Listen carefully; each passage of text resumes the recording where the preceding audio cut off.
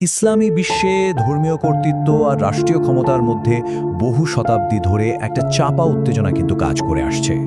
তো আজকের এই আলোচনায় আমরা ঠিক এই ঐতিহাসিক দ্বন্দ্বের গভীরে যাব আর দেখব সময়ের সাথে সাথে ক্ষমতার এই ভারসাম্য ঠিক কিভাবে বদলে গেছে।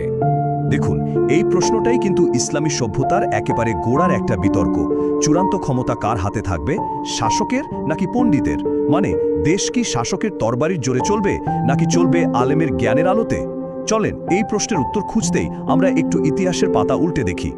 তো একদম শুরুতে যাওয়া যাক।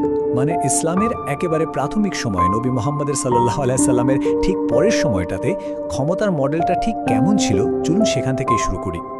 দেখুন, ইসলামের নবী কিন্তু দুটো ভূমিকায় পালন করতেন। তিনি একদিকে যেমন ছিলেন আধ্যাত্মিক পথ প্রদর্শক, ঠিক তেমনি ছিলেন একজন রাষ্ট্রপ্রধানও। মানে রাজনৈতিক আর ধর্মীয় ক্ষমতা দুটোই ছিল এক ব্যক্তির হাতে। এই যে একক নেতৃত্বের মডেল, এটাই কিন্তু পরবর্তী শাসকদের জন্য একটা আদর্শ হয়ে দাঁড়ায়। বিশেষ করে উমায়ার শাসনামলে খলিফাকে তো পৃথিবীতে ঈশ্বরের সরাসরি প্রতিনিধি বা খলিফাত আল্লাহ হিসেবে দেখা হতো। ভাবা যায়, এর মানে হলো খলিফার কথাই শেষ কথা।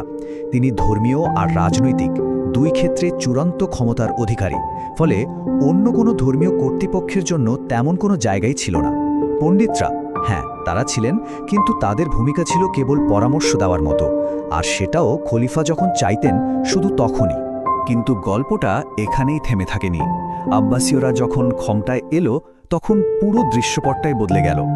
ক্ষমতার কাঠামোতে আসলো এক বিরাট পরিবর্তন, আর জন্ম হলো একদম নতুন একটা মডেলের। এই পরিবর্তনটা ছিল খুবই সূক্ষ্ম, কিন্তু এর প্রভাব ছিল অসম্ভব। আর সেটা কোথায় লুকিয়েছিল জানেন? খলিফার উপাধিতে। দেখুন, ওমাইয়ারা নিজেদের বলতো খলিফাত আল্লাহ, মানে ঈশ্বরের প্রতিনিধি। আর আব্বাসীয়রা বলতে শুরু করলো খলিফাত রাসূল আল্লাহ, মানে ঈশ্বরের দূতের প্রতিনিধি। এই ছোট্ট একটা শব্দ বদলের মানে কি দাঁড়ালো?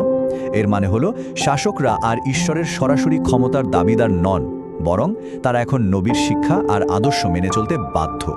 আর এর মধ্য দিয়েই ইতিহাসে প্রথমবারের মতো একটা শ্রম বিভাজন বা ডিভিশন অফ লেবার তৈরি হলো।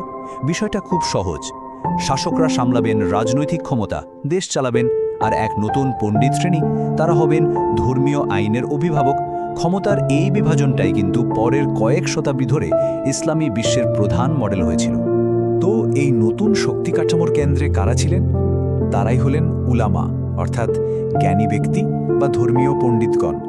তারাই ধীরে ধীরে ইসলামী আইন বা শরিয়ার একমাত্র ব্যাখ্যাকারী হিসেবে প্রতিষ্ঠা পেলেন। বলা যেতে পারে তারাই হয়ে উঠলেন আইনের আসল অভিভাবক। এখন প্রশ্ন হলো, এই উলামাদের কাজটা ঠিক কি ছিল? শুধু কি ধর্মীয় আইনের ব্যাখ্যা দেওয়া? না, একদমই না। তারা ছিলেন সমাজের স্তম্ভের মতো। তারাই ধর্মীয় আদালতে বিচার করতেন, তারাই ছিলেন শিক্ষক, তারাই জ্ঞান চর্চা করতেন, এমনকি শাসকদের পরামর্শও দিতেন। আর সবচেয়ে বড় কথা, তারা রাজনৈতিক ক্ষমতাকে বৈধতা দিতেন। মানে একজন শাসকের শাসন ততক্ষণই বৈধ যতক্ষণ উলামারা তাকে সমর্থন দিচ্ছেন।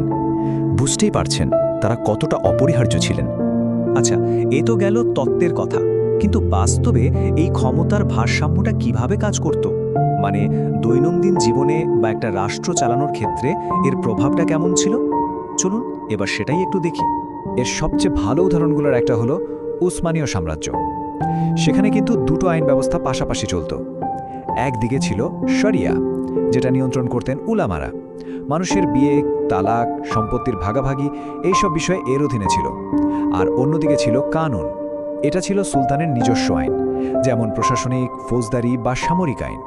এই দুটো ব্যবস্থা কিন্তু একে অপরের সাথে মিলেমিশেই কাজ করত, একে অপরের পরিপূরক হিসেবে।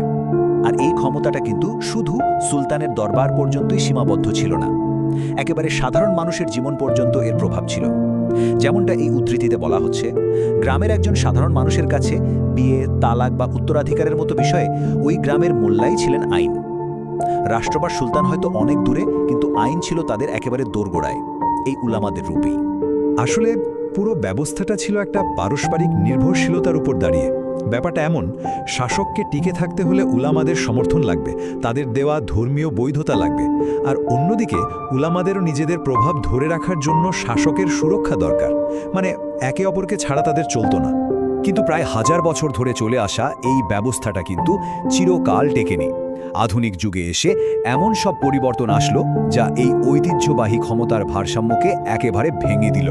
এই ভাঙনের শুরুটা হয়েছিল 19 শতকে, আপাতদৃষ্টিতে খুব সাধারণ একটা পদক্ষেপের মাধ্যমে।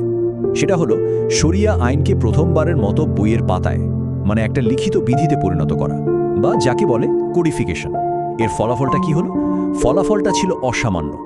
আইন আর উলামাদের স্বাধীন ব্যাখ্যার বিষয় রইল না, এটা হয়ে গেল রাষ্ট্রের তৈরি করা, রাষ্ট্রের নিয়ন্ত্রিত একটা আইন। আর এর সবচেয়ে বড় ধাক্কাটা লাগলো উলামাদের ওপর। তারা তাদের সেই স্বাধীনতাটা হারিয়ে ফেললেন। ভাবুন একবার, আগে যারা ছিলেন রাষ্ট্রের ক্ষমতার উপর এক ধরনের নৈতিক নিয়ন্ত্রক, তারাই এখন হয়ে গেলেন রাষ্ট্রীয় কাঠামোর অংশ। আইনের স্বাধীন অভিভাবক থেকে তাদের পরিচয় হয়ে গেল রাষ্ট্রীয় বেতনভুক্ত কর্মচারী। এখন প্রশ্ন আসতে পারে, এত সব ইতিহাসের কথা আজ কেন বলছি? কারণ অতীতের এই দ্বন্দ্ব কিন্তু আজও শেষ হয়ে যায়নি, বরং মুসলিম বিশ্বের আজকের দিনের অনেক সমস্যার মূলে কিন্তু এই অমীমাংসিত প্রশ্নটাই রয়ে গেছে। তাহলে পুরো বিষয়টার সারমর্ম কি? ঐতিহাসিকভাবে ইসলামে ক্ষমতার একটা ভারসাম্য ছিল, একটা বিভাজন ছিল। শাসক রাজনীতি দেখবেন আর ওলামারা ধর্ম। কিন্তু আজকের দিনের কিছু উগ্রপন্থী আন্দোলন ঠিক এর উল্টো পথে হাঁটতে চায়। তারা ক্ষমতার এই বিভাজনকেই অস্বীকার করে। তারা চায় সেই আদিম মডেলটা ফিরিয়ে আনতে, যেখানে একজন নেতার হাতেই থাকবে সমস্ত ধর্মীয় ও রাজনৈতিক ক্ষমতা। তাদের চোখে ধর্ম আর রাজনীতির এই বিভাজনটাই হলো একটা ভুল, একটা অজ্ঞতা বা জাহেলিয়াত। তারা মনে করে আধুনিক রাষ্ট্র ব্যবস্থাটাও ভুল। তাদের লক্ষ্য হলো সেই হারিয়ে যাওয়া খিলাফাতকে ফিরিয়ে আনা, যেখানে কোনো বিভাজন ছিল না আর সব ক্ষমতা ছিল এক কেন্দ্রে। দেখুন, এই শতাব্দী প্রাচীন বিতর্কটা কিন্তু আজও শেষ হয়নি। মুসলিম বিশ্ব যখন আধুনিকতার সঙ্গে তাল মেলানোর চেষ্টা করছে, তখন এই প্রশ্নটা বারবার ফিরে আসছে, ধর্ম আর রাষ্ট্রের মধ্যে সঠিক সম্পর্কটা ঠিক কেমন হওয়া উচিত।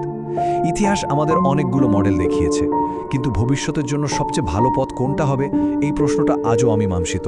আর এই বড় প্রশ্নটা নিয়ে ভাবার অবকাশ রেখেই আজকের আলোচনা আমরা এখানেই শেষ করছি।